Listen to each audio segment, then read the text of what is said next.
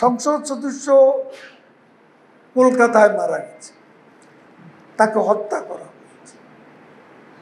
Investigation complete হওয়ার আগে আমরা তো বলতে পারছি। তবে আওয়ামী লীগের এমপি, সে কি ছিল সেটা বড় কথা। সে যে এলাকার প্রতিনিধিত্ব করে সে এলাকায় গিয়ে দেখব, তার জন্য শোকার্ত মানুষের, তো তাকে আমরা তৃতীয়বারও নমিনেশন দিয়েছি তার জনপ্রিয়তার জন্য।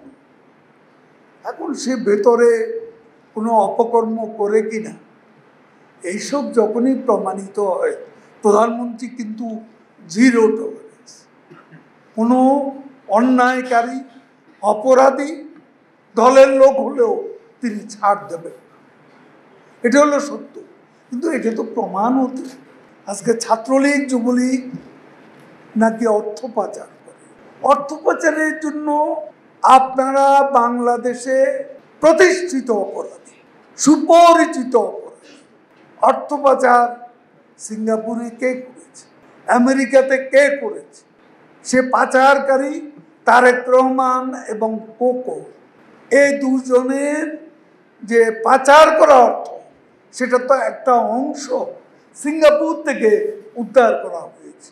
এখন নিজেরা যে অপরাধে অপরাধী, সেই অপরাধের দায় ছাত্রলীগ যুবলীগের উপর অবলীলায় চাপাতে যাওয়া, এটা যে কত বড় মিথ্যাচার আর অপপ্রচার এরা করতে পারে।